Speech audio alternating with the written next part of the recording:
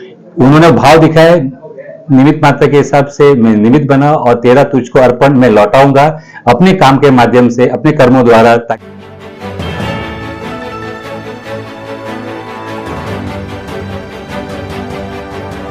आप देख रहे हैं प्रवासी संदेश।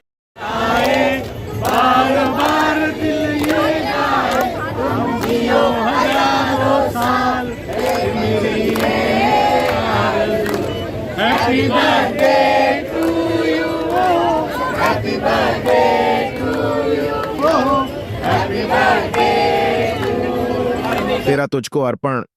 युवा भाजपा नेता और पूर्व उप महापौर हंसमुख गहलोत ऐसा क्यों कहते हैं, इस वीडियो में आपको बताएंगे और आप ये भी जान सकेंगे कि अपने जन्मदिन के मौके पर गहलोत ने क्या संकल्प लिया है।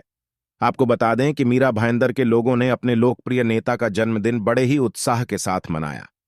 इस मौके पर सभी आम व खास लोगों ने गहलोत को जन्मदिन की बधाई देते हुए उनकी सलामती की दुआएं मांगी। आए हुए लोगों ने बर्थडे पर गहलोत के बारे में अपने कमेंट भी लिखे। पेश है प्रवासी संदेश की खास रिपोर्ट।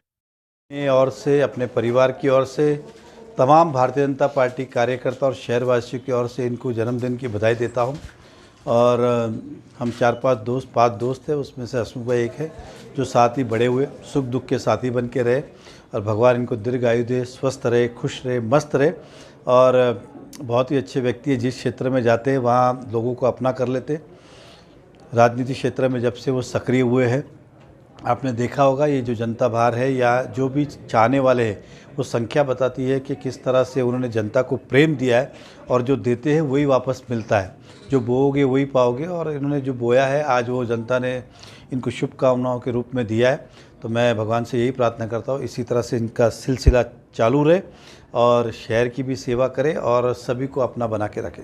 अगर आपने मनुष्य जीवन धारण किया है तो सबसे पहले आपकी इच्छा और आपके कर्म ऐसे होने चाहिए कि आप मनुष्य को ही काम में आ सके जीवन के अंदर, और साथ ही साथ में जितना हो सके अपनी तरफ से ये जग को, ये दुनिया को, चाहे पशु प्राणी हो या मनुष्य हो, सबको सेवा में दे।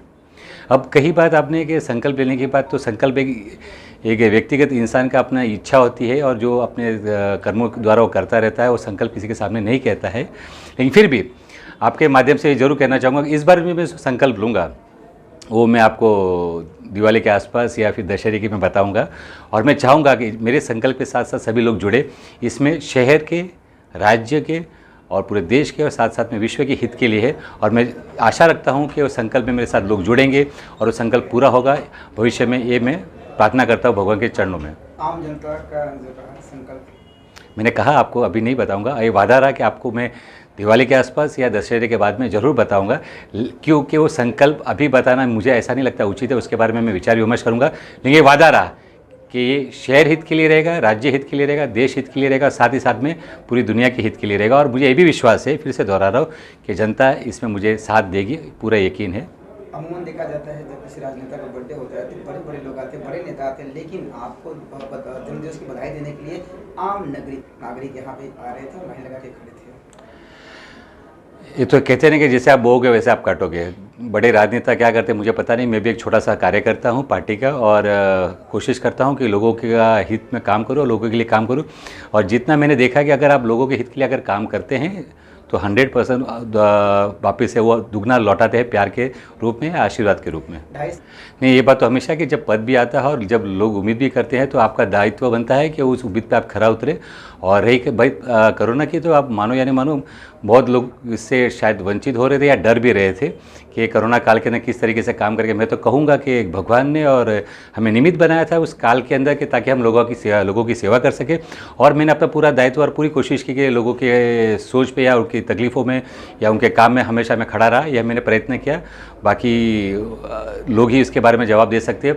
और आगे आने वाले भविष्य में जितना हो सके, मैं ये नहीं कहता हूँ कि मैं ये कर दूँगा, फलाना कर दूँगा, वो कर दूँगा, लेकिन हाँ, जितनी भगवान मुझे ताकत देंगे, जितना लोग मुझे प्यार देंगे, मैं उतना लौटाने की पूरी कोशिश करूंगा, ये वादा करता हूँ। संदेश कुछ नहीं दे सकते, खाली इतना कह सकता हूँ आपके माध्यम से सभी मेरे शुभ चिंतकों को कि उनका मैं ऋणी हूँ और ये ऋण में अपने काम के बलबूते से उनको फिर से लौटाऊंगा, ये वादा करता हूँ। मैं इतना ही कहना चाहूँगा आपके माध्यम से सभी मेरे शुभ चिंतकों को, जो मेरे हित चिंतक है और जो जनता है, जो प्यार करती है, जो आशीर्वाद देती है, इस बार वो निमित्त बने मेरे पूजा पाठ के लिए, इस बार वो निमित्त बने मुझे अपने भाव के लिए। कहते हैं कि बुजुर्गों को, या जिसे मैं नाम से हमेशा पुकारता हूँ, गोल्डन सिटीजन यानी स्वर्ण नागरिक, उनकी सेवा करने का मौका मिला। और फिर से मैं एक निमित्त बना कि बच्चों को मैं कुछ शिक्षा दे सकूं, उनके काम में आ सकूं।